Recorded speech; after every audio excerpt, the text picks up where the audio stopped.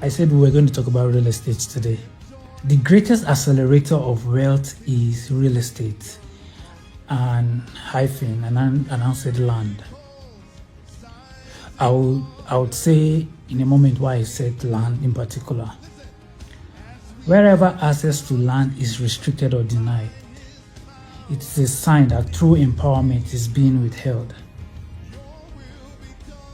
You may be allowed to work, trade, or even build a business within such an economy.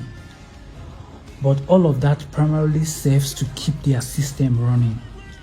In every civilization I've known, those who control the land controls the future. The litmus test I give with regards to relocating or establishing a base in any place is their laws with regards to land ownership. You may be in a city like Lagos and owning land. I'm wearing a sweatshirt today. Yeah, if you remember the last time I posted a video, I said I wasn't feeling that good and I'm kind of feverish. But yeah, I'm on medication, I'm taking drugs, so I'm good. And again, if you remember, I said we were going to talk about real estate today. So please don't go anywhere. Stay with me. And like I said, I'll make it as simple as possible. So let me, nothing complex. I know, yeah. I know I can be very complex. I can be a complex somebody, but nothing complex. I promise you that. I'm not saying anything complex. Throughout today, I was thinking about what to say about real estate today. That's to say today is going to be hot. What's making that noise? Sorry, 1 minute.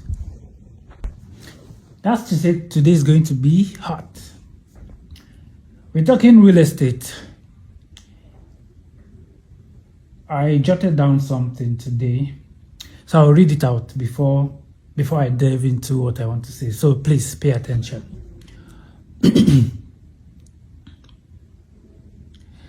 The greatest accelerator of wealth is real estate and hyphen and announced land.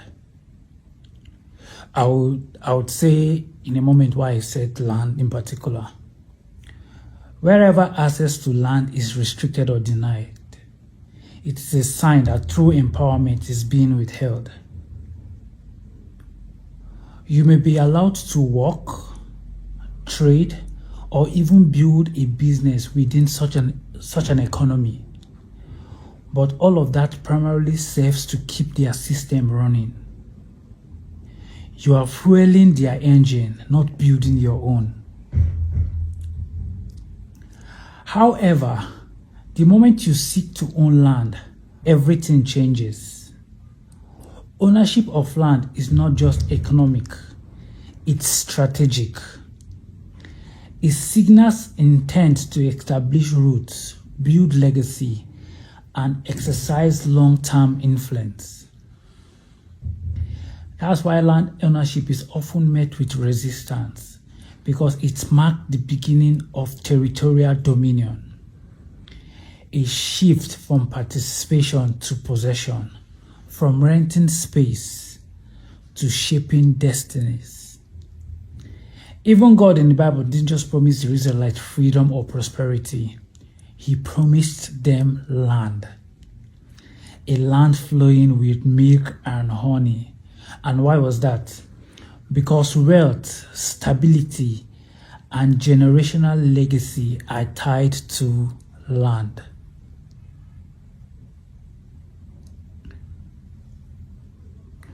You can hustle and earn, but until you own land, your foundations remain shaky. Land gives leverage. It is the one asset that appreciates in value while offering control over how it's used, whether for housing, agriculture, industry, or preservation. In every civilization I've known, those who control the land controls the future. So if you are serious about wealth influence, or independence, the path inevitably leads to land. It's not just an asset, it's authority. So this is what I penned down this afternoon, saying I was going to share. So this forms the basis of our discussion.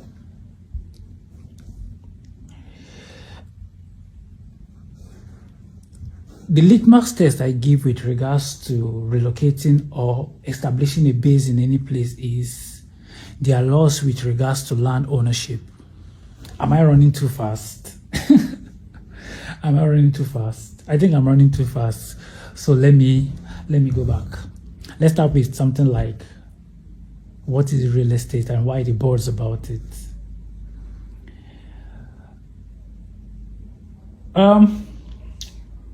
Some persons have defined real estate as land, buildings, and every other immovable things attached to the land.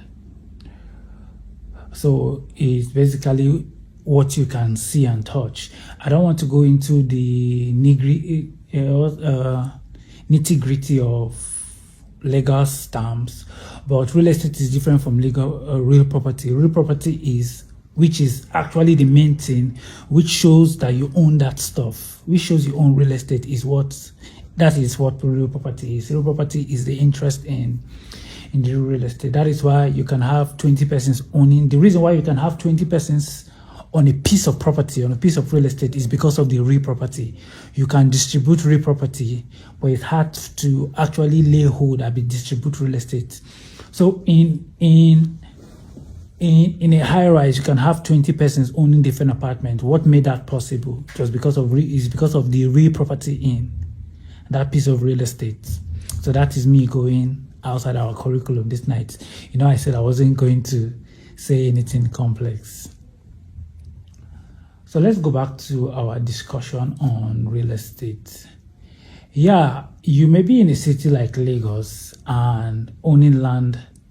If you're a salary earner, owning land may be difficult for you because almost virtually everything in Lagos may be outside your reach. Yeah, the prime places may be outside your reach, except you go towards Mowe, Ibafo, which most persons wouldn't want to go to. But what came to my mind, I'm like, Lagos is not the only place now where you can own property. You can go back to your village. I and my friend were discussing, and I said something that microblogging and the advent of the internet did something, democratized everything. So now, before, the focus of the media used to be on Lagos, Abuja, and then major cities.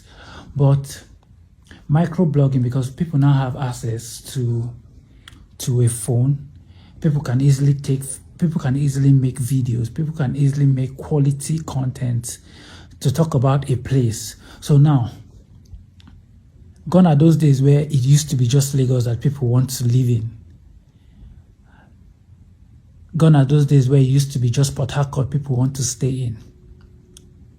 Gone are those days where it used to be just Abuja.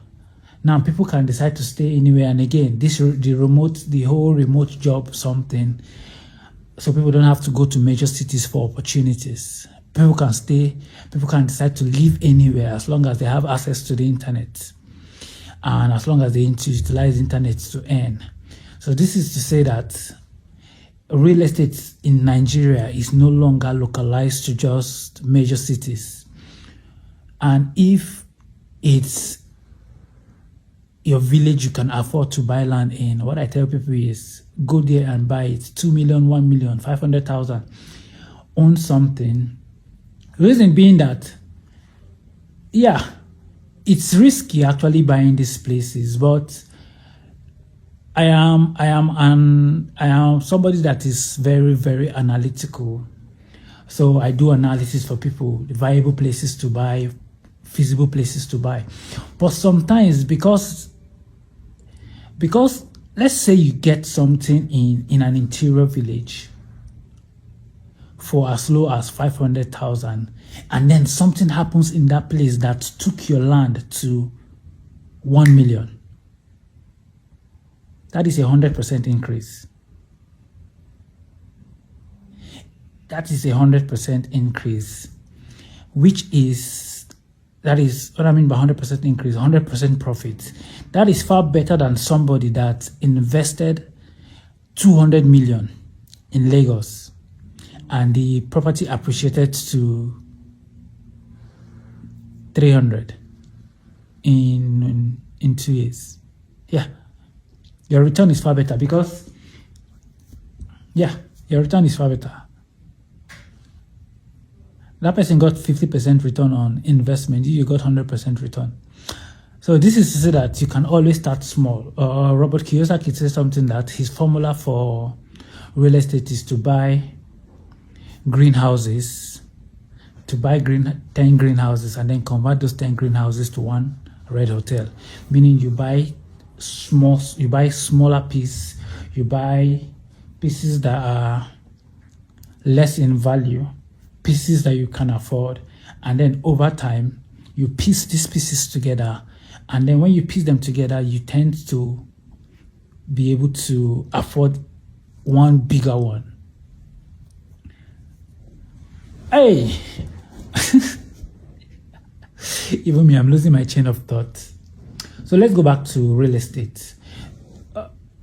Okay, why did I choose to make a video on real estate? Because that's my former profession. I am an estate surveyor and valuer, a registered surveyor and valuer with the Estate Surveyors and Valuers Registration Board of Nigeria. Also the Nigerian Institution of Estate Surveyors and Valuers, which is our professional body. I studied estate management in the University of Nigeria, Enugu campus, and I moved to Lagos afterwards to practice in the real estate sector. So yeah, I've been there for some couple of years.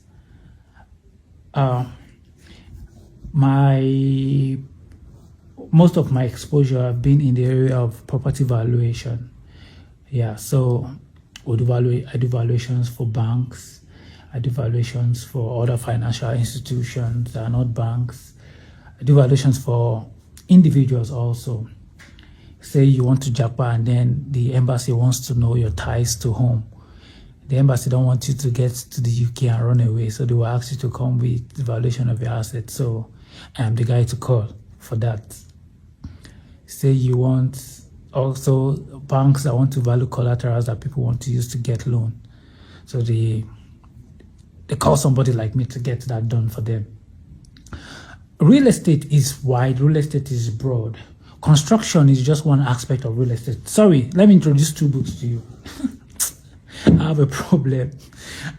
I'm not really organized in this my talk. So I have 2 books here with me.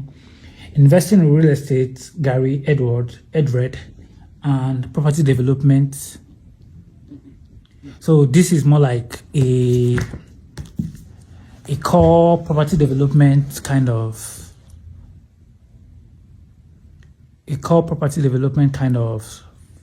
real estate book. But construction is just one aspect of real estate. Like I said, the area of real estate I practice in is property valuation. So some people specializes in sales. Some persons specialize in being investors, like financing, as developers. Some persons specialize in property management. Some persons specializes in project management, construction project management, like seeing the construction, managing the project, managing cost in a project.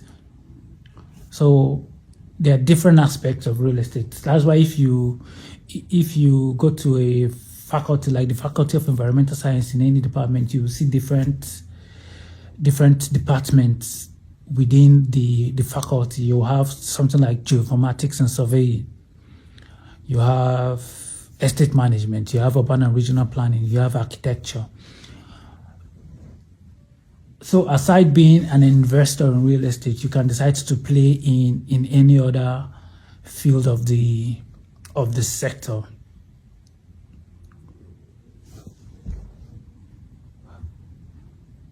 Yeah, most persons I know that come into the practice of real estate come in as sales agents.